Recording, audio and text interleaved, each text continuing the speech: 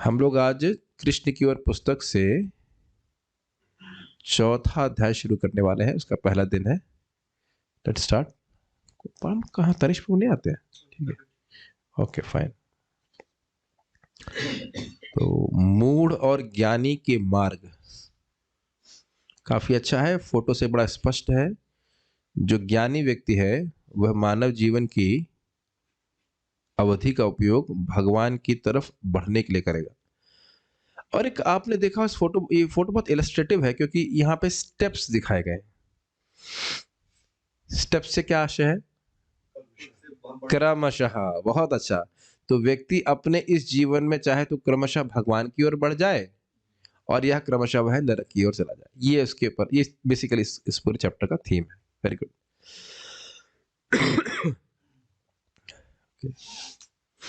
इस प्रकार कृष्ण अपने यथार्थ स्वरूप का वर्णन कर रहे हैं, किंतु हम फिर भी उनकी ओर आकृष्ट नहीं होते। ऐसा क्यों? इसका कारण श्री कृष्ण स्वयं बताते हैं। मेरे पीछे बोलिए, माइक पे अगर बोलेंगे तो अच्छा रहेगा। देवी एषा गुणमयी, देवी एषा गुणमयी, मम माया दुरत्यया, मम माया दुरत्यया, मामेव ये प्रपद्यन्ते, मामेव ये प्रपद्यन्ते, मायामेतां तरन्ति ते। मायामेतां तरन्ति ते। दैवी ही अर्थात निश्चित ही, ये दैवी है, ये देवता की है, भगवान की है। एषा, एषा स्त्रीलिंग में है। एषा, एषा मतलब ये क्या है? गुणमयी। गुणमयी स्वरूप क्या है? गुणमय अर्थात रजगुण, सतगुण, तमगुण। और गुण का अर्थ क्या होता है? रस्सी। तो से रस्सी तीन, अगर तीन उसमें स्ट्रैंड्स इंग्लिश में कहते हैं, धागे हों तो बहुत प्रबल होती है, उस प्रकार से है। क्या है? कह रहे हैं मम माया। मम माया मतलब मेरी माया अर्थात भगवान की माया। और दूसरा शब्द है, उसका विशेषण दे रहे हैं दुरत्या, जिसको पार पाना कठिन है। परम पूज्य राधानाथ महाराज कह रहे थे, what an under statement it is. समझ में आया? देखिए, दुरत्या कहने का अर्थ हुआ कि हो सकता हूं मुश्किल से पार हो जाए, लेकिन वस्तुतः दुरत्या कहने का अर्थ था कि असंभव है उसको पार करना। जब असंभव है प्रैक्टिकली अपने दम पे करने का प्रयास करें तो फिर बोल क्यों रहे? तो कह रहे नहीं, मामेव ये प्रपद्यन्ते, मेरी ही अगर कोई शरण लेता है तो माया मेताम तरन्ति, वह इस माया से तर जाता है। तो बारंबार हम जान रहे हैं, देख रहे हैं कि सुनते हैं कि हम शरीर नहीं है, लेकिन फिर भी यही इसी तरह से कार्य करते रहते हैं हम शरीर हो। क्या कारण है बताइए? और सिंपल, अब तो उसके आधार पे, इस जो श्लोक के आधार पे बताइए क्या कारण है। हम ये मान रहे हैं, हम जानते हैं कि हम शरीर नहीं है, लेकिन अब क्लास में थोड़ी देर सोच कुछ हमने दिमाग में सर खुरजाया, हाँ ठीक है हम शरीर नहीं आत्मा है, फिर वही चिंता चालू हो जाती है क्लास के बाद कि शरीर के आधार पे हम क्या करें। गुणों का प्रभाव। गुणों का प्रभाव किसका है? माया का। तो अब समझ में आ रहा है, दुरत्या ये भावना, अपने आप को शरीर से अलग देखने की जो क्षमता है वह नहीं हो पा रही है। किसकी वजह से नहीं हो पा रही है? माया की वजह से। तो एकमात्र सोल्यूशन क्या है? भगवान की शरण जाना। मामेव का अर्थ है भगवान विष्णु की, ऑब्वियसली। विष्णु कृष्ण में तत्व की दृष्टि से कोई अंतर नहीं है। विष्णु की शरण में जाए, कृष्ण की शरण में जाए, लेकिन उनसे अलग शिव जी या ब्रह्मा जी की शरण में कोई जाएगा तो माया को नहीं जीत सकता है। भौतिक प्रकृति के तीन गुणों से बनी मेरी इस दैवी शक्ति को पार पर कर पाना कठिन है। थोड़ा सा विचार कीजिए, बोल कौन रहा है? भगवान बोल रहे हैं। उनकी शक्ति क्या कम है? कभी सोचते नहीं हम लोग उनकी शक्ति कितनी है? उनकी शक्ति असीमित, और वह बोल रहे हैं कि कठिन है। तो सोचिए कितना कठिन है। ठीक है ना? जान रहा होता है कि इस संगत हमारा किसी से कोई संबंध नहीं है, फिर भी व्यक्ति उस संबंध के आधार पे कितना कार्य करता रहता है बताइए। और ये कोई एक बार तो हम नहीं कर रहे, कितनी जन्मों में कैसे कर चुके, है ना? महाराज तो बड़ा अच्छा बोलते, कहते हैं जब तक भूख नहीं लगती तब तक ये ज्ञान रहता है कि हम आत्मा है, फिर जब भूख लगती कस के तो फिर सब भूल जाता है, नहीं अभी हम शरीर है, पहले खिलाओ उसके बाद महात्मा बनेंगे।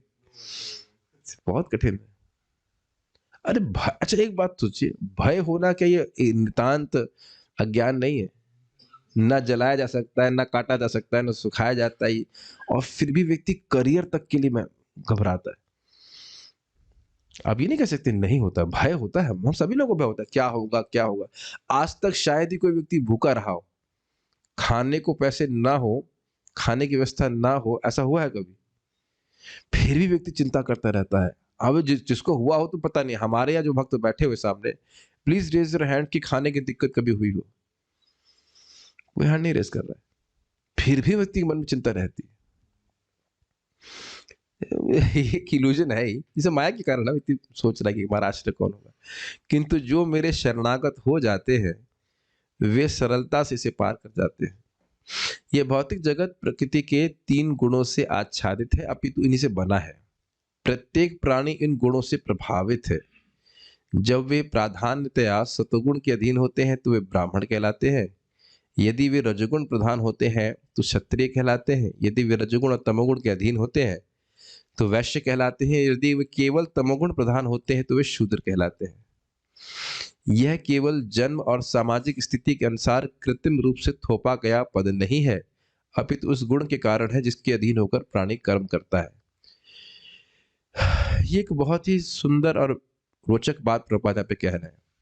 हम लोग सोचते हैं कि सभी इंसान है कि नहीं, और हम लोग यह भी सोच रहे हैं कि सबको सोचने का तरीका एक जैसा होगा, या ना भी सोचते हो ऐसा, लेकिन आप लोगों को कभी कभी आश्चर्य नहीं होता कि ये व्यक्ति इस प्रकार से कैसे सोच सकता है। ये मत सोचेगा कि मैं खाली क्लास में बोलने के लिए बोल रहा हूँ, मैनेजमेंट करते हुए इसका बहुत अनुभव होता है। और आप ऐसे देखते हो यार ये ऐसे कैसे कर सकता है, how that person can behave like this. लेकिन हम ये भूल जाते हैं कि वो बाध्य है उस तरह से बर्ताव करने के लिए। मेरी बात कुछ समझ में आ रही है?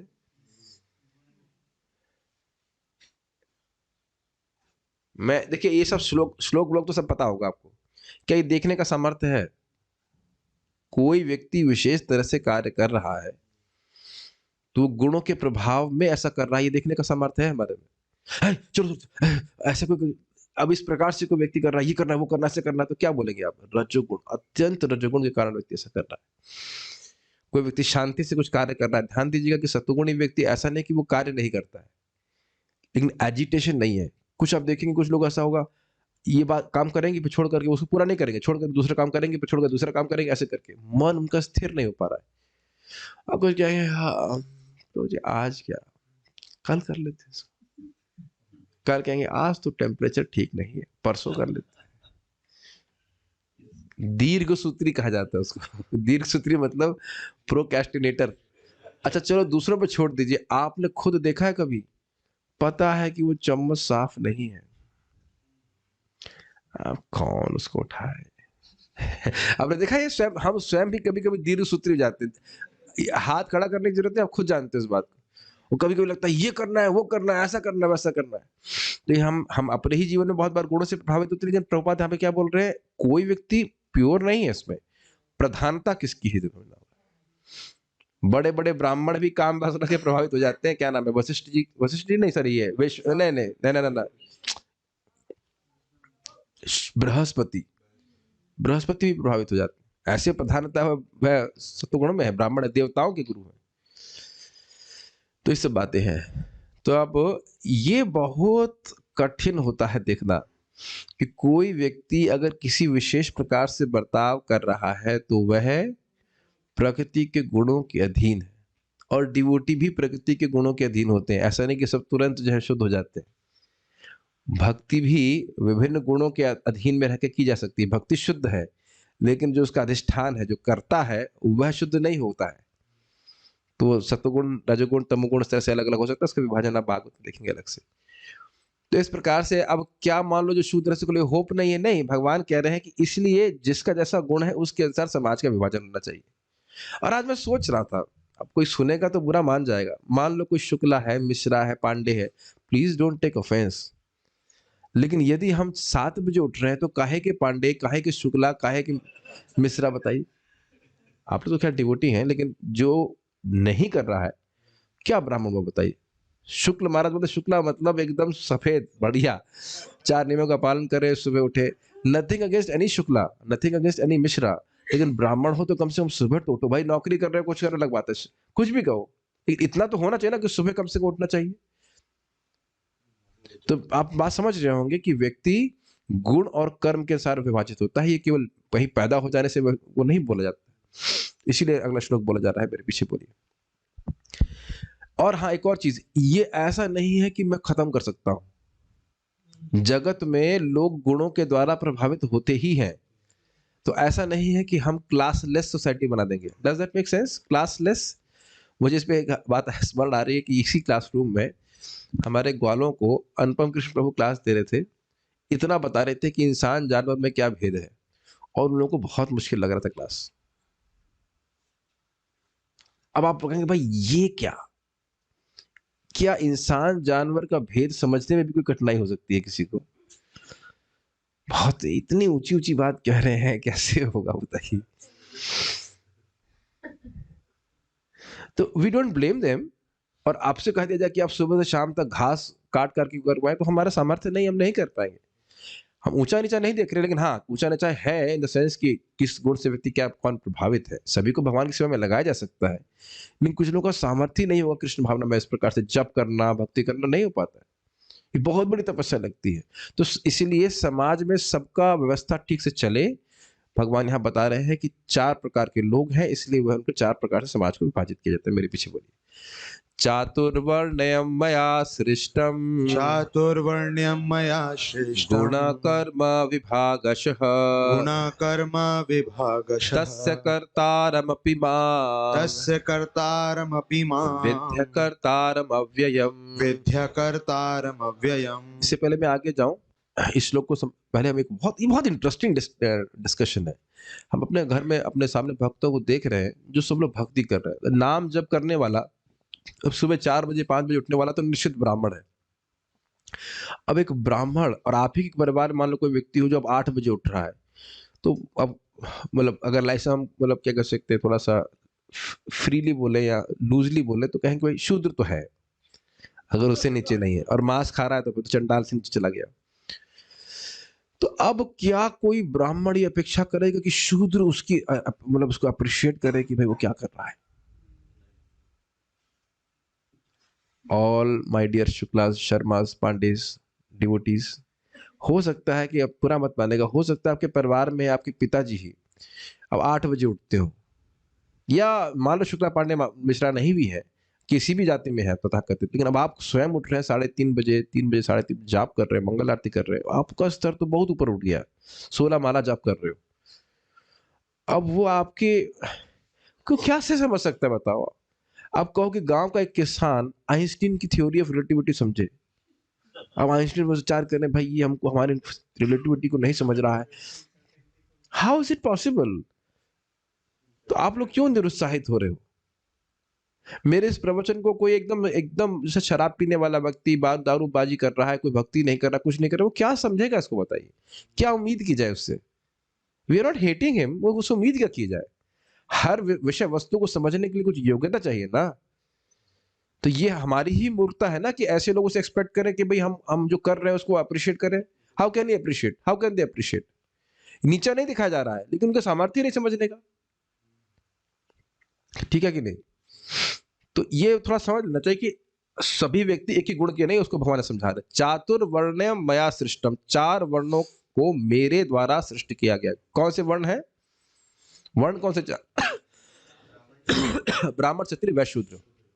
तो कैसे किए हैं? क्या जाति के अनुसार किए हैं, वर्त के अनुसार किए हैं? कहते नहीं, गुण कर्म विभागशः, उनके गुण क्या है और उसके अनुसार उनके कर्म क्या है। अच्छा, तो आप कौन से उसमें कौन से जाति में आते हैं? कुछ लोग कहते हैं कि कृष्ण, हम भी कृष्ण यादवों में आए थे। तो कह रहे तस्य कर्तारमपि माम, यद्यपि मैं इनका कर्ता हूं, इनको बनाने वाला हूं, इंडिविजुअल को बनाने वाला हूं, विद्धि, ये जानो कि अकर्तारम अव्ययम, मैं इनमें से किसी में भी नहीं आता। तो ना तो कृष्ण क्षत्रिय है, ना ब्राह्मण है, ना वैश्य है, ना शूद्र है। यद्यपि उनका गोप अभिमान होता है, ब्रज में उनका अभिमान ऐसा होता है, अभिमान मतलब अभिमति, जैसे हम अपने को शरीर मान रहे हैं, शरीर है नहीं, उसी तरह गोप अभिमान हम चैतन्य चरितामृत में सुन चुके हैं, उनका अभिमान ऐसा होता है कि मैं गोप हूं, वो गोप नहीं है। समझ रहे हैं? ऐसे ही द्वारका में वो मानते हैं कि मैं क्षत्रिय हूं, क्षत्रिय है नहीं, वो दिव्य पुरुष है। क्यों? क्यों? इस श्लोक से बताइए क्यों? यस, गुण कर्म विभागश। तो गुण मतलब वही प्रकृति के किस गुण से वही इन्फ्लुएंस है, भगवान तो से परे है। इजी है कि नहीं? Very good. ये सब बात समझने से आप मुक्त हो जाएंगे। नहीं, आपको लगता है कितने लोग से सोचते हैं कि भगवान एक यादव थे या एक सामान्य व्यक्ति थे? You should understand this. भौतिक प्रकृति के 3 गुणों और कर्तव्य कर्मों के विभाजन के अनुसार मैंने मानव समाज के 4 वर्णों की रचना की है। यद्यपि इस प्रणाली का निर्माता मैं ही हूं, फिर भी मुझ अविनाशी को तुम इस वर्ण विभाग का अकर्ता ही समझो, मतलब उसमें निर्लिप्त है। अच्छा, एक बड़ी इंटरेस्टिंग बात है, भगवान ने बनाया बेटा, तुम उसको नष्ट नहीं कर सकते। ये भगवान बनाए हैं, तुम उसको नष्ट नहीं कर सकते। जैसे कम्युनिस्ट बोलते हैं सब लोग बराबर हैं। अब कैसे सब लोग बराबर हैं? वहां भी तो राजा करने वाला है, सैनिक है, और उसके बाद किसान है, डॉक्टर है। आप कैसे बोल सकते हो सब कुछ बराबर है? ये गलत बात है। कभी सब लोग बराबर नहीं हो सकते। अभी भी मान लीजिए ब्राह्मण तो अब रहे नहीं, लेकिन अभी भी आप जान सकते हैं कि साइंटिस्ट तो रहते ही ना, बुद्धिजीवी वर्ग, उसकी कह सकते हैं बुद्धि भ्रष्ट जीवी वर्ग कह सकते हैं। इनकी बुद्धि भ्रष्ट हुई, लेकिन बुद्धि तो है ना, गलत जगह बुद्धि लगा रहे, लेकिन ये तो नहीं कह सकते कि बुद्धि नहीं है उनके पास। ठीक है ना, ब्रेन ड्रेन अगर कहा जाए तो ये तो है ही। तो ये कहाँ से आप बता सकते, आप ऐसे कह सकते हैं कि बुद्धिजीवी वर्ग को समाप्त ही कर दो? कहीं तो मैं सुना था कि किसी राजा ने ऐसा कुछ संकल्प लिया था कि जो बुद्धिमान लोग हैं उनको मार देना चाहिए। अब मुझे याद नहीं आ रहा किसने किया था, लेकिन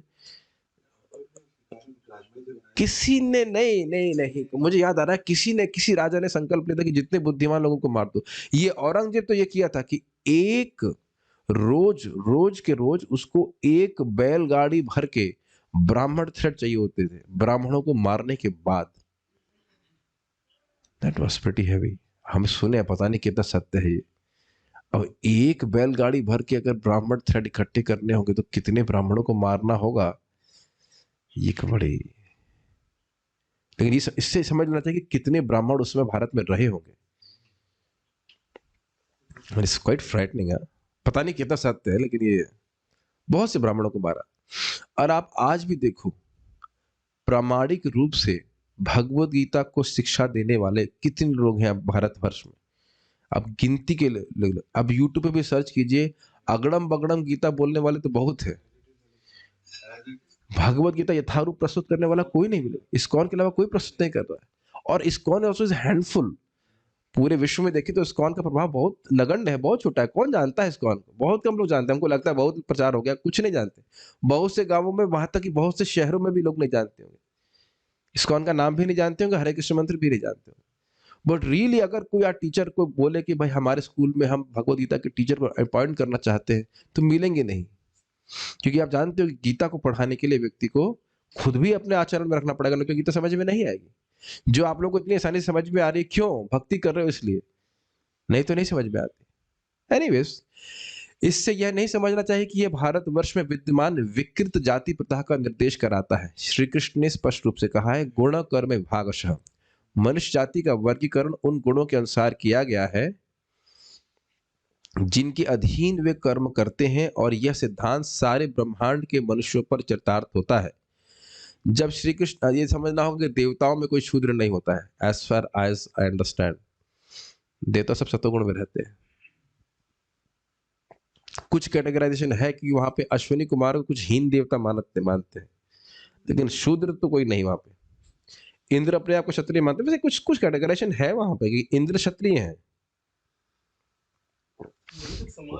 हाँ, वहां भी समाज है। बृहस्पति ब्राह्मण है। अब वहां शूद्र है, ये हमको कुछ नहीं पता। और बिजनेस का तो कोई वहां पे प्रश्न होता नहीं है, लेकिन क्षत्रिय और ब्राह्मण तो निश्चित रूप से है। बृहस्पति ब्राह्मण है, शुक्राचार्य ब्राह्मण है, सब ब्राह्मण है, लेकिन शूद्र तो हम सुन नहीं होता नहीं। वेल, गंधर्वों को कुछ, anyways let us not say anything. हमको नहीं पता क्या किस तरह से रखते हैं। शूद्र बनने के लिए यहां बोला, तो वहां तो शूद्र नहीं ना कोई। एनीवेज, लेकिन फिर भी कुछ कैटेगराइजेशन तो है। वहां पर खेती कोई नहीं करता। जब श्री कृष्ण कुछ कहते हैं तो हमें समझ लेना चाहिए कि वे जो कुछ कहते हैं वे सीमित स्थान के लिए नहीं होता, अपितु विश्वव्यापी सत्य होता है। वे स्वयं को सब जीवों का पिता कहते हैं। पशु पक्षी जलचर वृक्ष पौधे कीड़े कीट पतंग सभी उनकी संतति कहे जाते हैं। श्री कृष्ण घोषणा करते हैं कि समस्त ब्रह्मांड भौतिक प्रकृति के 3 गुणों की अंतःक्रिया से मोहित है और हम भी उसी माया के वश में हैं। अतः हम ये नहीं समझ पाते कि भगवान क्या है। मोहितम ना भी जानाति मामेभ्य परम अव्ययम। जगत में सभी लोग माया से मोहित हैं। ये कितना स्ट्राइकिंग है ना। आज भी वही प्रभुपाद इस बात को बोल रहे थे कि देखो सभी लोग 2 प्रकार के मूर्ख हैं। एक जो भोग कर रहा है, दूसरा व्यक्ति त्याग कर रहा है। जो भोग कर रहा है वो क्या सोच रहा है, ये वस्तु मेरी है, और त्याग कर रहा है तो क्या सोच रहा है, इस व्यक्ति को वस्तु को मैंने त्याग दिया। दोनों ही मूर्ख है। ये दोनों ही धारणा गलत है कि नहीं। आप लोग देखो, सुन तो उसको कई बार चुके हैं।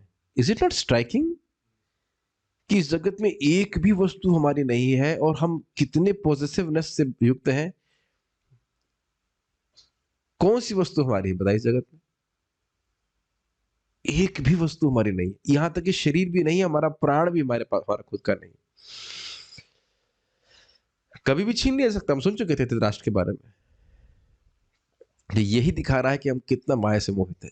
आप इसको ना देखो, ये सब बातें ना सुनते हैं और हम रोज ही सुनते हैं, लेकिन थोड़ा सा मनन करेंगे तो अपनी बहुत बड़ी गलती दिखाई पड़ेगी।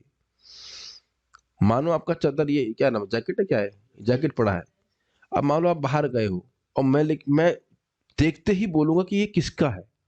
कोई भी सभ्य व्यक्ति बोलेगा कि नहीं, बताइए? कोई भी सभ्य व्यक्ति बोलेगा कि हाँ ये तो किसी का है, मेरा तो है नहीं, किसी का है। और हम कितने असभ्य हैं कि कोई वस्तु जो देख रहे हैं उसको अपना ही मान के बैठे हैं। कभी आपने ऐसे सोचा है कि ऐसा? आज मैं सोच रहा था जब कर रहा था, तभी विचार आया था कि जिस रूम में बैठा हूं सब छोड़ के जाना पड़ेगा, जितना भी वहां पे इकट्ठा किया हूं मैं, तिल का तेल और ये तेल और वो बीमारी का ये इलाज और वो सफायर वाली दवा, 1 सेकंड में सब कुछ छोड़ के जाना पड़ेगा। और कभी व्यक्ति नहीं सोचता है कि किसने प्रोवाइड किया। ये बहुत बड़ा ज्ञान है। तो ये भगवान कह रहे हैं कि प्रकृति के गुणों के द्वारा मोहित व्यक्ति कभी नहीं सोचता कि है किसका और किस उद्देश्य के लिए बनाया है। इस माया का स्वरूप क्या है और इसे कैसे पार किया जा सकता है, यह भी भगवद गीता में स्पष्ट कर दिया गया। फिर से मेरे साथ में बोल दीजिए, देवी, मेरे संग बोलिएगा, देवीशा गुणमयी मम माया दुरत्या मामेव ये प्रपद्यन्ते माया में तांतरन्ति ते। एक प्रश्न बनेगा, भाई माया सबको एक साथ कैसे पकड़ी हुई है? मुझको पकड़ लेती, कम से कम श्री कृष्ण को छोड़ देती, या हम दोनों को पकड़ लेती, रामकृष्ण को छोड़ देती, हम तीनों को पकड़ लेती, अनीश को छोड़ देती। तो इसको महाराज बड़े सुंदर तरीके से समझाते हैं कि एक उदाहरण कैसे, कि भाई रात में सब लोग एक साथ ही सो जाते हैं कि नहीं? तो निद्रा देवी, मतलब मोटा मोटी निद्रा देवी एक साथ ही सबको सुला देती है।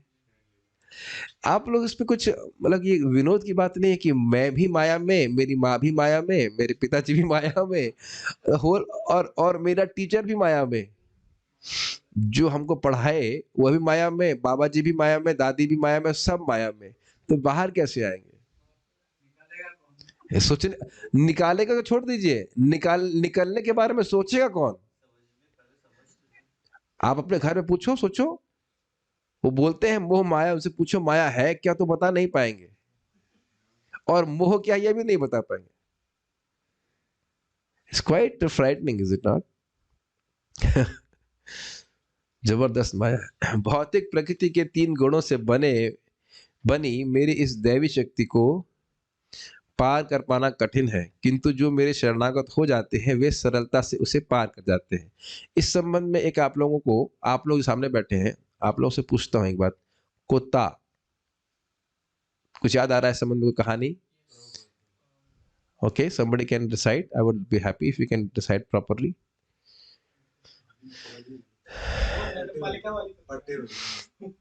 पट्टे वाली नहीं, इसका मतलब नहीं पता है। राधे श्याम प्रभु बड़ी सुंदर कथा सुना रहे थे सच्चिदानंद महाराज के जीवन के संबंध में। सच्चिदानंद महाराज एक बार बता रहे थे कि वह अपने भक्ति के पहले के जीवन में हॉकर बोलते हैं, हॉकर, न्यूज़पेपर बॉय के वह कुछ समय काम किए थे। तो एक व्यक्ति के घर में वह न्यूज़पेपर डालने के लिए गए तो दरवाजा बंद था, तो अंदर वो दरवाजा खोल के डालने लगे। तो स्वाभाविक सी बात है, तो उनका एक बड़ा भयानक कुत्ता था, बहुत भयानक, उससे युद्ध करना, लड़ना संभव नहीं था। तो वह एकदम से उन पर झपटा, तो उन्होंने मकान मालिक को आवाज लगाई। तो उस मकान मालिक ने सीटी बजाई केवल, उस सीटी बजाने मात्र से वो कुत्ता पीछे चला गया। अब समझ में आ गया मैंने कथा क्यों सुनाई।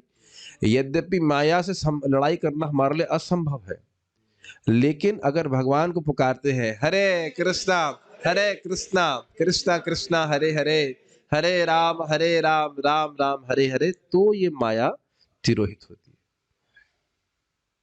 यही चीज श्रीधर स्वामी प्रश्न उठाते हैं, वो जो श्लोक है ना, क्या विमुख होकर के भयम द्वितीया भीनिवेश तस्यात् ईशाद अपेतस्य विपर्य स्मृति तन्माया तो भज आ भजेतः भक्तेव एषः गुरुदेवतात्मा करके है। तो वो ये से पहले वाले श्लोक पे वो बोलते हैं, तो क्या है कि अरे माया की वजह से बंधन लग रहा है तो हम ज्ञान से जीते लेंगे। कहते नहीं, माया तुम ज्ञान से नहीं जीत सकते, माया भगवान की है और तुम उनसे पार नहीं पा सकते। भगवान की शरण लोगे तो माया को भगवान तिरोहित करेंगे। ये समझेगा कि माया हमारी इच्छा से नहीं चल रही है। क्या सुना आपने, मम माया में उनकी माया है। और इस पे थोड़ा और विचार करिए। परम पूज्य राधानाथ महाराज को बहुत सुंदर तरह से बता रहे थे, कह रहे थे देखिए कि माया ब्रह्मा जी को भी भ्रमित की थी, शिव जी को भी भ्रमित कर दी थी। प्रभुपाद जी भी इस बात को बोलते हैं, लेकिन पूरी शक्ति लगा करके भी वह हरिदास ठाकुर जी को भ्रमित नहीं कर पाए। पूरी शक्ति लगा करके जितना उसमें आकर्षण था वह सब प्रस्तुत कर दिया, फिर भी हरिदास ठाकुर जी को वह नहीं प्रलोभित कर पाए। तो ये है प्रबल सामर्थ्य भगवान की भक्ति का। और माता देवी खुद बोलती है कि मैंने ब्रह्मा जी और शिव जी को भी मोहित कर दिया, लेकिन आपको मैं कुछ नहीं कर पाई। और वहां पे लिखा है अरण्य रोदन, मानो को जंगल में रो रहा हो, कौन सुनने वाला है। So this is how you to understand maya. और प्रभुपाद कहा भी करते थे कि मेरे एक शिष्य में बहुत बड़ा दोष है कि वह माया से डरते नहीं है। ये मत सोचिए कि माला जाप करने बैठे हैं तो तुरंत माया छोड़ देगी। प्रोसेस तो यही है, जितना व्यक्ति शरणागत होगा उतना माया के चंगुल से छूटेगा। और अनुभव भी आप कर रहे होंगे, जो हमारा देहाध्यास है, एब्जॉर्प्शन है शरीर में, वो धीरे धीरे कम भी हो रहा है। ऐसा नहीं कि एकदम नहीं हो रहा है, but still it is very powerful. Prabhupada इसमें बड़ा अच्छा बोलते हैं, कांस्टेंट टग ऑफ वॉर। ये बड़ा अच्छा शब्द है, टग ऑफ वॉर समझते हैं, रस्सा कशी। और हम देखा भी होगा जब कर रहे कहां का विचार आ जाता है, कहां का विचार आ जाता है, सारे विचार उसी से माने लग जाते हैं। एक बात मैं फिर आज अनुभव कर रहा था, मैं उसके लिए बहुत धन्यवाद भी दूंगा भक्तों को। शायद मेरा स्वास्थ्य ठीक नहीं कुछ दिन से। It is so smooth to chant with devotees on Zoom, जो हमारा सबसे प्रबल साधन है भगवान का नाम जप, और जो हमको सबसे अधिक कठिन लगता था अन्यथा, वो हमें सबसे आसान लगने लगा है भक्त संग में। ये भगवान की कितनी बड़ी कृपा है। सभी भक्त तो समझ ही रहे होंगे इस बात को, इज इट नॉट। रेगुलरली तो आसान हो ही जाता है। पता नहीं आप लोग क्या अनुभव, हमको तो एकदम केक वॉक लगता है, जुप, पता भी नहीं चलता है। पहले तो 1 घंटा पार करने में कितना भारी लगता था। मंदिर बैठते थे 5:30 से 6:30 लगता था, भाई कितना समय निकल गया है। यहाँ पता भी नहीं चलता है कि 6, 6:15, 6:20 हो गया। Is it not. आप रोज ही देख रहे हैं। मैं तो देख रहा था कितना बड़ा उपकार, कितनी बड़ा भगवान का कृपा हो गई हम लोगों के ऊपर। बहुत बड़ी कृपा होगी कि सबसे प्रबल साधन जिसको माया काट ही नहीं सकती, भक्त संग और भगवान का नाम, दोनों हमारे सामने। कुछ कह रहे थे आप माइक पीछे? ये मुझे बहुत अच्छा लगता है, मतलब जो अच्छा, इसको एक और बात है, इस श्लोक को वापस देखिए, परम पूज्य लोकनाथ महाराज को किस तरह चेंज करते हैं, अच्छा लगता है मुझे। देवी एष गुणमयी मम माया दुरत्या नामे व ये प्रपद्यन्ते माया मेताम तरन्ति। जो नाम की ही शरण लेगा वह इस माया से मुक्त हो जाएगा। तो इसमें तो कोई संदेह नहीं है, नाम और नाम में भेद नहीं। और सही बात है, हरे नाम एव केवलम कलौ नास्तेव नास्तेव नास्तेव। हाँ, कुछ कह रहे थे। हमने कहा कि शिव जी को माया ने मतलब परास्त किया है। माया अर्थात मोहिनी मूर्ति, मतलब स्त्री रूप में। तो उसके बाद दुर्गा जी उनको नहीं प्रभावित कर पाई थी। बट उसके बाद जैसे भगवान विष्णु ने 8वें स्कंद में बेनेडिक्शन दिया शिव जी को कि अब आप माया से नहीं मोहित होंगे। हाँ, तो उसके बाद का मतलब क्या है? अरे देखिए, मोहिनी मूर्ति से मोहित होना वो तो भगवान की अंतरंग शक्ति से मोहित होना, वो एक कंटेक्स्ट में बोलने के लिए बोला जा रहा है। ऐसा नहीं है कि वो दुर्गा, इसीलिए उनको धीर कहा जाता है। मैं एक्सप्लेन नहीं कर सकता क्यों, लेकिन माया देवी दुर्गा देवी से कभी प्रभावित नहीं होते। He is never influenced, like that. Okay, कुछ भक्त लोग चैटिंग में कुछ कहना चाहते हैं क्या? हरि बोल। ओके, हरि बोल। कोई मनुष्य शुष्क चिंतन से भौतिक प्रकृति के इन 3 गुणों के बंधन से छुटकारा नहीं पा सकता। ये समझ में आया? यही मैं समझा रहा था। ये बैठे-बैठे अपने रूम में चिंतन करते रहे, हम शरीर नहीं आत्मा, हम शरीर नहीं आत्मा, तो कुछ नहीं। माया पकड़ेगी खूब जम करके। रूट कॉज माया के पकड़ने का क्या है बताइए, तो सब जानते होंगे। भगवान से विमुखता। तो अगर भगवत विमुखता नहीं छोड़ कर रहा है, तो यहाँ स्पष्ट लिखा है कि भगवान की शरण में नहीं जाएगा तो फिर दुरत्या ही रहेगी माया। माया से वो पार नहीं पा सकता। हाँ, बहुत सुंदर। आज प्रभुपाद जी का प्रवचन मैं सुन रहा था, बड़ा सुंदर है।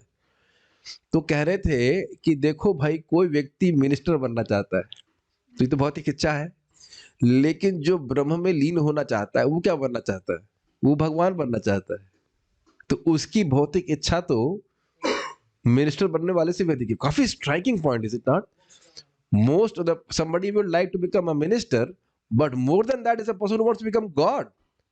तो जो व्यक्ति भगवान बनना चाहता है, तो उसकी तो बहुत अधिक भौतिक इच्छा है। इसी को चैतन्य चरितामृत में कहा गया है, तार मध्य मोक्ष वांछा कैटभ प्रधान, जहां होते कृष्ण भक्ति होय अंतर्ध्यान। मोक्ष की इच्छा सबसे बड़ी चीटिंग है, और जिसमें मोक्ष की इच्छा है उसके हृदय से भक्ति गायब हो जाएगी, अंतर्ध्यान गायब हो जाएगी। इसीलिए प्रभुपाद कह रहे हैं कि शुष्क चिंतन, शुष्क मतलब बैठा बैठा सोच रहा है कि हम इंसान, हम शरीर नहीं आत्मा, उसको सोचने से काम नहीं बनेगा, भक्ति करनी पड़ेगी। हम शरीर नहीं है आत्मा,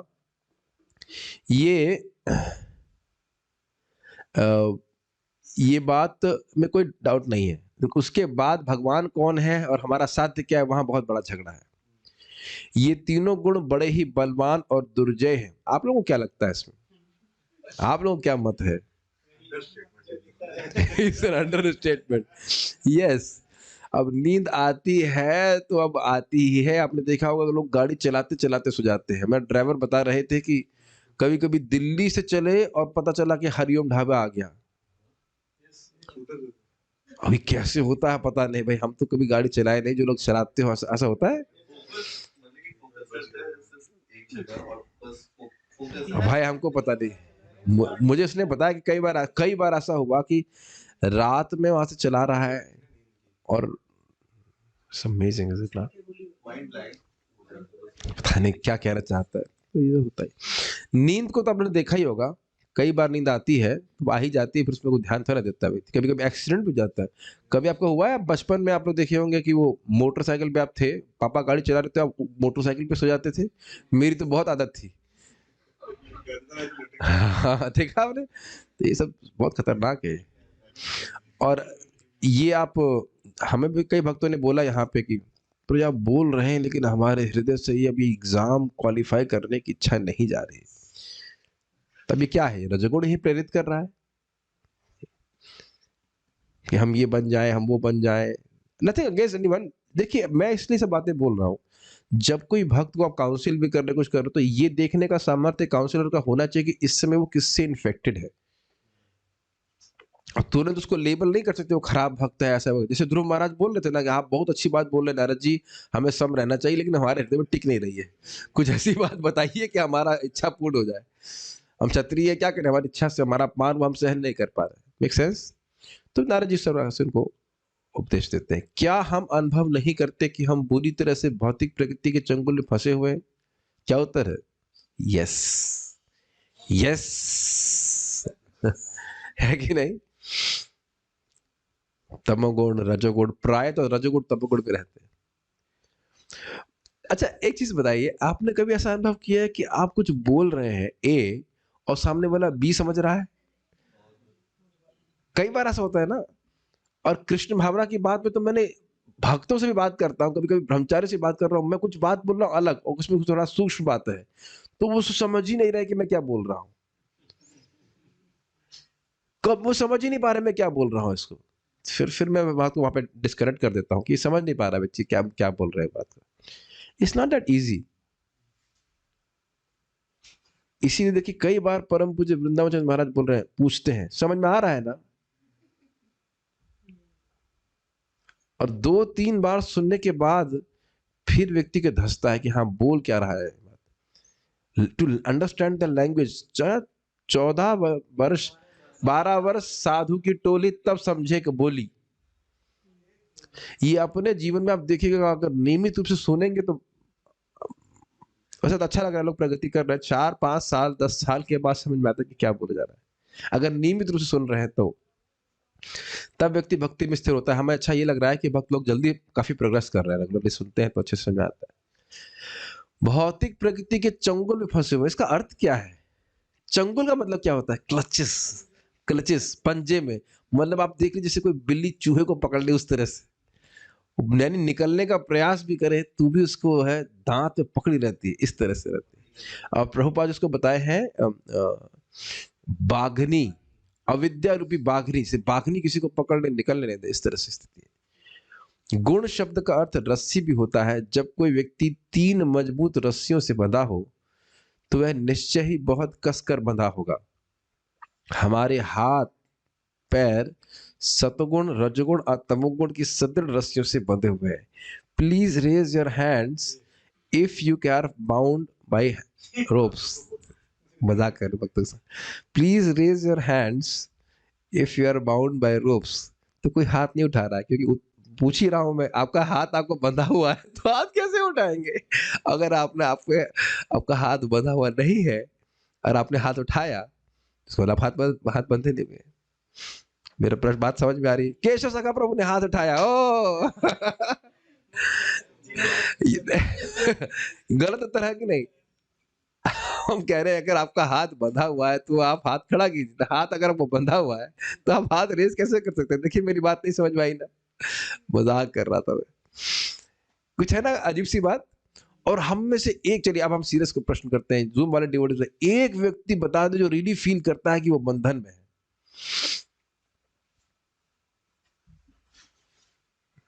कोई फील नहीं कर रहा है कि हम बंधन में हैं। हाँ, कुछ भक्त यहाँ पे बोल रहे हैं, लेकिन एक्चुअली हर व्यक्ति सोच रहा है। कुछ 8 भक्त लोग हैंड रेस कर रहे हैं, तो ठीक है। ये समझना कि मैं बंधन में हूं, ये बहुत बड़ी प्रगति है। तब तो मुक्त होने के बारे में सोचेंगे। अगर अभी भी नहीं समझ में आ रहा, आपने कभी देखा नहीं होगा, मुझे तो 1 घंटे के लिए जेल में रहना पड़ा था। बहुत पहले की बात है, भक्ति में आने से पहले। लॉकअप होते ना, इतना गंदा होता है, उसकी टॉयलेट भी ऐसी होती, can not describe it, just filthy dirty.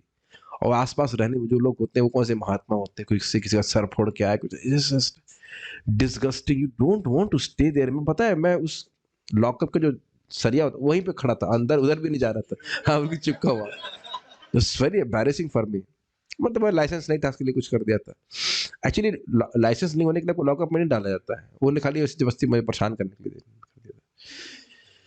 But it was disgusting, very disgusting. तो रियली अगर व्यक्ति सोचे कि मैं बंधन में हूं तो व्यक्ति बाहर निकलना चाहिए। अभी आप देख लो, मैं हाथ बांध दूं किसी के, आप कितने अनकंफर्टेबल फील करेंगे।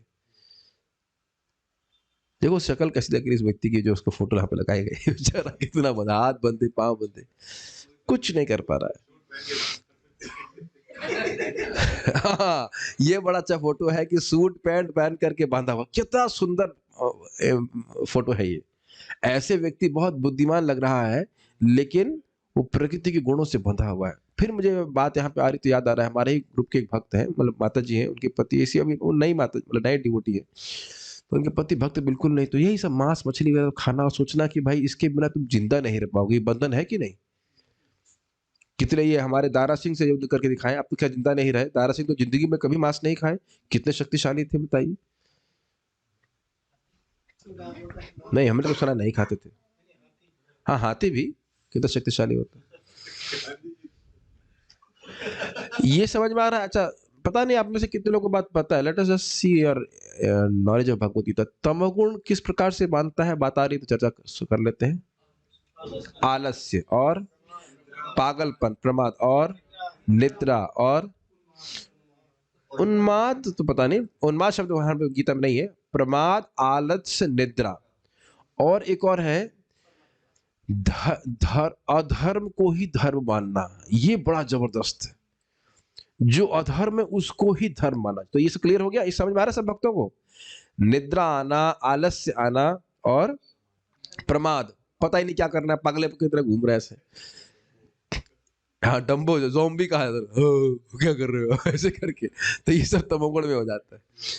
आप लोग, कुछ लोगों की शक्ल देख करके तमोगुण टपकता रहता है, अभी भी हो सकता है कोई व्यक्ति सोच रहा हो कि क्या उठने का समय हो गया है।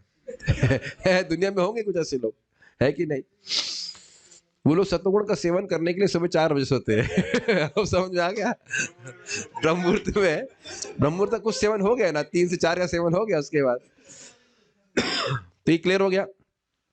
देखने का क्षमता देखिए, मतलब ये है। और उसके बाद रजोगुण, आप देखिए सूट पैंट पहन के लगे पड़े यहाँ, सुबह 8 से 9, 9 से 10, 10 से 11 बजे, 12, 12, 14, 14 घंटे काम कर रहे हैं। जैसे कौन बता रहे थे, अमोघ दीप बता रहे थे कि उनके मित्र का केवल क्रेडिट होता है, डेबिट होने का समय ही नहीं है। 1,60,000 रुपए महीने की इनकम है, आता ही जा रहा है, लेकिन खर्च करने का समय नहीं है। और ऐसे बहुत लोग खाने के तक का समय नहीं होता, अल्सर हो जाता है पेट में, तो क्या क्या हो जाता है। ऐसे बहुत लोग देखे होंगे, सब रजोगुण में है। तो क्या है, तृष्णा संग समुद्भवन। तृष्णा, तृष्णा समझते हैं, लालसा, ये करना है वो करना है। तो अपने हृदय में हमको देख लेना चाहिए कि अगर ये इच्छा आ रही है कि भाई ये करना है वो करना है, तो ये सब रजोगुण की वजह से। और सत्वगुण कैसे बांधता है? सत्वगुण तो बहुत अच्छा होता है। ज्ञान संगे न बधनाती, सुख से संगे न चानघा। मैं सुखी हूं, इनको बताओ, ये पापी, इसको हरे कृष्ण बताओ, हम तो सही है। बहुत से लोग जो मतलब मान लीजिए ब्राह्मण फैमिली से हैं या कुछ है, मैं ब्राह्मण एब्सोल्युटली ब्राह्मणों को नहीं बोल रहा हूँ, जनरली जो लोग सात्विक होते हैं, तो कभी कभी वो सत्वगुण भी उनको भक्ति माने में बाधा डाल देता है। हाँ, हम तो सब जानने वाले हैं। जब मैं बताया ना, एक व्यक्ति के पास गया, कृष्ण बुक दे रहा था, तो बोले हमसे उपनिषद का कोई मंत्र पूछ लो तुम। हमने कहा हरे कृष्ण मंत्र बताइए, कि तो वो तो बता रही है। हमने कहा तो कौन सा आपने उपनिषद पढ़े बताइए। तो कभी कभी स्वयं, ये बहुत बार सब बोलते हैं लोग, हम तो सही है, इनको बताओ, वो लोग बड़े पाप कर रहा है, शराब पी रहा है, उसको बताओ, हम तो ठीक है। तो यह भी एक बहुत बड़ी प्रॉब्लम हो जाती है। ठीक है, आपने देखा होगा प्रभुपाद जी से बहुत से लोग आर्ग्यूमेंट कर रहे हैं कन्वर्सेशन में, और वो संस्कृत बहुत जानते हैं, और प्रभुपाद जी की बात वो नहीं समझ पाते। आपने देखा है बहुत से लोग प्रभुपाद से बात करने के बाद भी भक्त नहीं बने, वो अपने को बहुत 30 मार खा गाना समझ जाते। क्या कुछ चैट में बात आ रही है, क्रोध, गुड हेल्थ, हाँ ठीक है, ठीक है। तो इस प्रकार से व्यक्ति बंधा हुआ है। तो क्या हम आशा छोड़ बैठे कि हम मुक्त नहीं हो सकते? तो उत्तर क्या है, नहीं। क्योंकि यहाँ श्री कृष्ण हमें आश्वासन देते हैं कि जो कोई उनकी शरण में आ जाता है वह तुरंत ही मुक्त हो जाता है। जब कोई व्यक्ति किसी तरह भी कृष्ण भावना भावित हो जाता है तो वह मुक्त हो जाता है, सब कृष्ण से संबंधित है। The material miseries of the living entity can be directly mitigated by the linking process of devotional service. ये क्या श्लोक है ये? अनर्थ उपशमो साक्षात भक्ति योगम अधोक्षजे लोकस्य जानतो विद्वांस चक्रे सात्वत संहिता। इस जगत में जितने भी अनर्थ है, जितने भी कचरा है जीवों का, वह साक्षात भक्ति अधोक्षज भगवान कृष्ण की भक्ति करने से हो जाएगा। लेकिन लोगों को ये बात पता नहीं है, इसलिए भगवान व्यासदेव जी ने ये सात्वत संहिता श्रीमद् भागवतम की रचना करी। हम लोग तो देखो भाई सुन रहे हैं, चलिए वापस चले जाइए, जब आपने कुछ नहीं सुना था तब कुछ पता था कि काम क्रोध लोभ का मैनेजमेंट कैसे करना है? श्लोक तो हमने खूब सुन रखे हैं ना, तो समझ में नहीं आता है।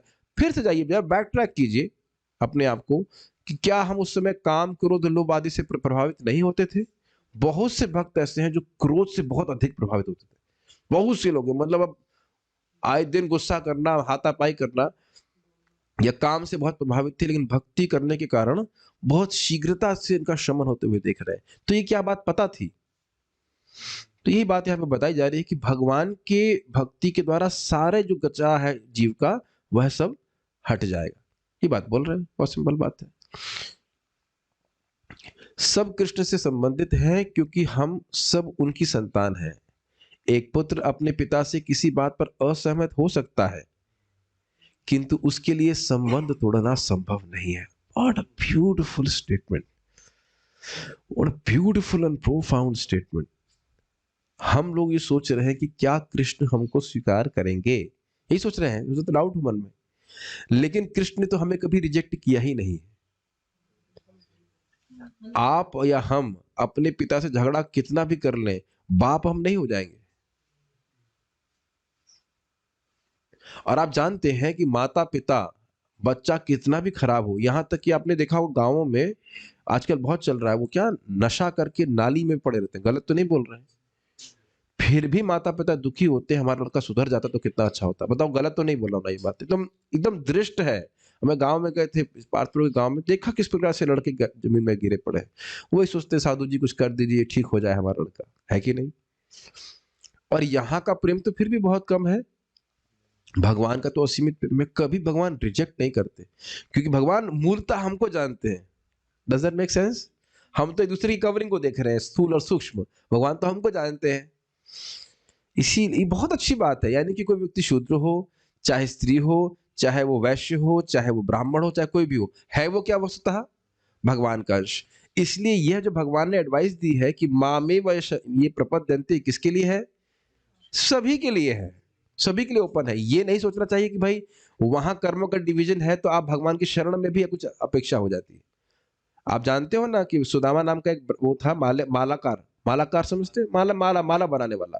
ब्राह्मण की बात नहीं कर रहा, सुदामा ब्राह्मण। जब कृष्ण बलराम जी यहाँ से गए मथुरा, तो एक बार उसने माला बना के दी कृष्ण बलराम को, तो भगवान ने कहा कि आशीर्वाद दिया उसको कि तुम जीवन भर सुखी रहोगे और अंत में तुम मेरे पास आओगे। तो भगवान की शरण में जाने के लिए कोई ऐसा विशेष योग्यता की जरूरत नहीं, केवल इच्छा होनी चाहिए, भगवान की भक्ति करनी चाहिए। और हरे कृष्ण मंत्र सबके लिए, कौन है जो नहीं जप कर सकता बताइए? सबको भगवान ने जीव दी है। एक शास्त्र में श्लोक भी है कि जो व्यक्ति बोल नहीं सकता उसके अलावा सबके लिए उपलब्ध है। Quite interesting is it not? जो बोल नहीं सकता, मूक व्यक्ति है, उसके अलावा सबको सबके लिए उपलब्ध है, और उसके लिए भी वो छू सकता है हरे कृष्ण मंत्र, कहीं उकेरा गया हो, है कि नहीं? वो भी आप सुने हैं, सुन सकता है। लेकिन जनरली जो बोलते नहीं वो सुन भी नहीं पाते, ऐसा भी होता है, कारण नहीं मुझे पता। लेकिन ये मुझे बहुत अच्छा लग रहा है। आप लोगों को कैसा लग रहा है? एक पुत्र अपने पिता से किसी बात पर असहमत हो सकता है, किंतु उसके लिए यह संबंध तोड़ना संभव नहीं है। आज मैं सब भक्तों को बोल रहा था कि देखो, हम लोग कहीं नौकरी प्राप्त करना चाहे तो क्या दिक्कत है? एक हो सकता है वो हमको नौकरी हो लेकिन आपको रखना ना चाहता हो, और दूसरा ऑप्शन ये है कि नौकरी पे रखना चाहता है लेकिन नौकरी स्थान नहीं है। लेकिन भगवान कैसे स्वामी है, वो आपसे ज्यादा चाहते हैं कि आप सेवा में आ जाओ। That's credit. ऐसा कोई नहीं होता, ऐसा कोई नहीं होता कि आपसे अधिक चाहता हूं कि हमारे पास चला जाए। बहुत रेयर कहीं ऐसा होता हो कि होता भी, हो भी सकता है ऐसा, लेकिन भगवान तो अत्यधिक चाहते हैं कि हम उनके पास वापस आ जाए। और दूसरा, भगवान के पास वैकेंसी ही वैकेंसी पड़ी है, वैकेंसी इन द सेंस हमारे लिए स्थान है। तो भगवत धाम जाना तो बड़ा आसान है अगर आप विचार करें तो। हम ही बंदर की तरह, समझ रहे ना, वो सुराही वाला एग्जाम्पल, सुराही वाला एग्जाम्पल सब जानते हैं। सुराही में गेहूं, सॉरी, गुड़ और चना डाल देते हैं, और बंदर हाथ डालता है। अब हाथ अंदर डालेगा तो हाथ उसका ऐसे जाएगा ना, मेरे भक्तों ऐसे देख रहे, ऐसे ऐसे ऐसे। अब अंदर ऐसे डाल देगा हाथ तो ये मुट्ठी बंद है, तो सुराही से निकलेगी नहीं, सुराही के सही तो बाहर नहीं आ सकता। पकड़ लेते उसको बड़े प्रेम से। ये तो हमारी प्रॉब्लम है। और महाराज भी उदाहरण दे रहे थे ना, परम पूज्य वृंदावन चंद्र महाराज, खंबा पकड़ा हुआ हमने, छोड़ दो छोड़ दो, छोड़ दो, छुड़ा लो हमको। और महाराज बहुत सुंदर बात बोली, बड़ा सुंदर बात साधकों के लिए। भगवान हमारी दुर्वासनाओं को समाप्त कर दीजिए, लेकिन इनको छोड़ दीजिए। थोड़ी थोड़ी वासनाएं जो है वो छोड़ दीजिए, बाकी सब समाप्त कर दीजिए। तो ये सब बड़ा अच्छी बात वो कह रहे थे। अपने जीवन में उससे निश्चय ही पूछा जाएगा कि वह कौन है, और उसे निश्चय ही उत्तर देना पड़ेगा कि मैं अमुक का पुत्र हूं। वह संबंध तोड़ा नहीं जा सकता, चाहे कितना भी पिता को घृणा करते हो। ये नहीं बोल सकते कि पड़ोसी मेरा पिता है, पिता तो यही यही लिखा जाएगा। वह संबंध तोड़ा नहीं जा सकता। इसी प्रकार हम सब भगवान की संतान हैं और उनसे हमारा ये संबंध सनातन है, किंतु हम केवल इसे भूल गए हैं। श्री कृष्ण सर्वशक्तिमान है, सबसे ज्यादा कीर्तिवान है, सबसे धनवान है, सबसे सुंदर है, सर्वज्ञ है, और अतिशय वैराग्यवान भी है। यद्यपि हम इतने महान व्यक्तित्व के मित्र हैं, तथापि हम इस बात को भूले हुए हैं। यदि एक धनी व्यक्ति का पुत्र अपने पिता को भूल जाता है, अपना घर छोड़ देता है और पागल हो जाता है, तो सोने के लिए भले ही वह सड़क पर लेट जाए, भोजन के लिए भिक्षा मांगे, लेकिन यह सब उसकी विस्मृति के कारण है। किंतु यदि कोई व्यक्ति उस भूले हुए व्यक्ति को यह बता दे कि वह केवल इसीलिए दुख भोग रहा है कि उसने अपने पिता का घर छोड़ दिया है, और यह कि उसके पिता एक बहुत धनी व्यक्ति और विशाल संपत्ति का स्वामी है, और इस बिछड़े हुए पुत्र को फिर से पाने के लिए उत्सुक है, तो उस पुत्र को बहुत लाभ हो सकता है। ये बात हम बोलकर फिर थीम चेंज होगी तो हम रुकेंगे। बस ये बहुत बड़ी बात है और इसको कई बार भक्तों से आपने सुना भी होगा, कोई नई बात नहीं है, लेकिन बहुत गंभीर चीज़ है। कई बार और काफ़ी लोग परोपकार करना चाहते हैं, है कि नहीं?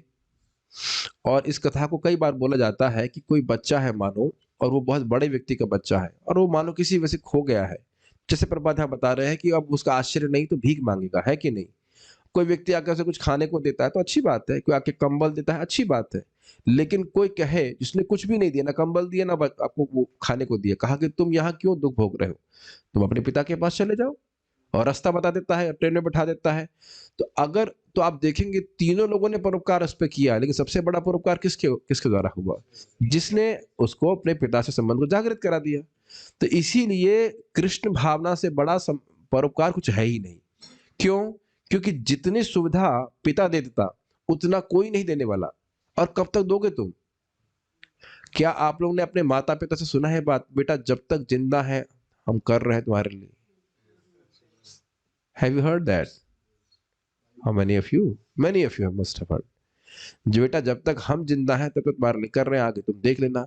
और दूसरा फैक्टर भी है, जब तक तुम जिंदा हो तब तक तुम्हारे लिए कर रहे हैं। ये नहीं सोचते कभी हम ना, जब तक हम जिंदा हैं तभी तक हमारे लिए कर रहे हैं। हो सकता हो कि हमारी मृत्यु हमारे माता पिता से पहले हो जाए, नहीं हो सकता? मुझे आश्चर्य, मुझे अभी बात आ रही, मेरा सचिन नाम का एक मित्र था, बहुत पहले की बात है, जब मैं 4th-5th में रहा हूँगा और 8th के अराउंड। तो उसके मैं उसके घर पे गया था, उसका भाई साइकिल चला के आ रहा था बड़े स्टाइल से, मतलब हाथ पे छोड़ कर कैसे, मुझे याद भी, उसका नाम भूल गया मैं, सलिल नाम था शायद, सलिल था उसका, सलिल और सचिन उसका नाम था, मेरा मित्र का नाम था सलिल। और बस 1 हफ्ते बाद मालूम चला कि वो मर गया, उसका बड़ा भाई। शायद वो भी मर गया, पता नहीं, आई डोंट नो वो मरा कि नहीं मरा, लेकिन बड़ा भाई मर गया। मतलब हम लोग आश्चर्यचकित हो जाते हैं ना, अच्छा खासा हट्टा कट्टा लड़का और एकदम से किसी कहीं कहीं तो हार्ट अटैक पड़ जाता है इन लोगों को। तो दोनों ही बातें हैं ना, हमारी कोई मदद तब तक कर सकता है जब तक वो जिंदा हो या हम जिंदा हो। लेकिन एक बार, आप सभी जानते हो इस बात को, मैं नई बात नहीं बोल रहा हूं, भगवान के आश्रम में जब कोई व्यक्ति जीव एक बार आ गया है, तब वह भगवान के संरक्षण में जन्म जन्मांतर रहेगा, मानो इस जन्म में परफेक्ट नहीं भी कर पाया। Have you ever thought Sachin, sorry Sunil Prabhu, अब आप दोबारा कभी जानवर की योनि में नहीं जाएंगे? अब मैं खाली उनको बोल रहा हूँ, अपने स्टूडेंट सबको बोल रहा हूँ, कितना बड़ी कृपा हम पर हुई है। कोई जगत में गारंटी दे सकता है कि तुम ये कर्म करोगे जानवर योनि में नहीं जाओगे? कोई नहीं गारंटी दे सकता है। गीता के आधार पे बिल्कुल स्पष्ट है कि पथभ्रष्ट हो गया, भक्ति छूट गई तो भी वह जानवर की योनि में नहीं जाएगा, और भक्ति कर अच्छे से कर दी तो पार हो ही जाओगे। आप देख रहे हैं कितना बड़ा उपकार है। मैं, देखिए बात तो आप जानते हो, मैं आपसे पूछ रहा हूँ कि क्या ये देखने का सामर्थ्य हो रहा है कि कितना फायदा कर रहे हैं? ग्रेजुएशन करके कोई लिमिट है, कोई कोई कंफर्मेशन है कि आप पशु योनि में नहीं जाएंगे? हो सकता है ग्रेजुएशन नहीं हो, कृष्ण कृष्ण। बायोलॉजी वाला ग्रेजुएशन बहुत डेंजरस है, उसमें काटना पीटना भी पड़ता है, सारे हम मेढक करके बाद में खाएंगे हमको, है कि नहीं? आप लोग कभी सोचते नहीं इस तरह से, जो कुछ भी भौतिक कर रहा है व्यक्ति, उसका एक भी जगह 1% गारंटी नहीं है कि हमको मनुष्य जन्म मिलेगा। और भगवान का प्रसाद खा रहे हैं, नाम जप कर रहे हैं, भाई स्वर्ग तो जेब में रखा है और पक्का मनुष्य जन्म प्राप्त होगा। What a powerful process, is it not? और ये सभी के लिए खुला है। तो सभी भक्तों को प्रयास करना चाहिए, जितने अन्य लोगों को बता सके तो अच्छा रहेगा। आगे यहाँ पर बात समझाएंगे कि किस प्रकार से जगत से व्यक्ति को बाहर, क्या जरूरत थी व्यक्ति को जगत से बाहर निकलने के लिए, उसको हम कल देखेंगे। क्या भक्ति से राजसिक और तामसिक व्यक्ति गुणों से मुक्त हो सकते हैं? बिल्कुल हो सकते हैं। यही हमने अभी बताया था, कोट किया था भागवत से, अनर्थ उपशमो साक्षात भक्ति योग महत्वक्षजे। और भागवत गीता में लिखा है, माम चयो व्यभिचारेण भक्ति योगे न सेवते सगुणान समति त्यतान ब्रह्म भूयाय कल्पते। जो अव्यभिचारी भक्ति करता है, शुद्ध भक्ति करने का प्रयास करता है, तो क्या भगवान कह रहे हैं कि वह सारे गुणों से मुक्त हो जाता है और ब्रह्मभूत अवस्था को प्राप्त करता है। भक्ति के द्वारा ही व्यक्ति गुणों से मुक्त हो सकता है। यही तो हम सुन रहे हैं, दैवी ऐश गुणमयी मम माया दुरत्या। तो ये गुणों का प्रभाव दुरत्य है, लेकिन भक्ति करके ही व्यक्ति गुणों से मुक्त होता है। और स्पेशली श्रीमद् भागवतम का श्रवण, भगवत गीता का श्रवण, जप, ये सब बहुत महत्वपूर्ण है। सो इसका एक प्रभाव अपने जीवन में देखेंगे कि आप बहुत विचारशील हो जाएंगे। I will finish on this। जैसे जैसे सत्वगुण बढ़ेगा, आप विचारशील हो जाओगे कि भाई मैं ये क्यों कर रहा हूँ, इसका क्या प्रभाव है, लाइक दैट। रजोगुण आपको सोचने का अवकाश नहीं देता है, तमोगुण में तो कुछ उल्टा ही सोचते हैं, We shall stop here now. Srila Prabhupada ki jai. Dai Gaur Premanande.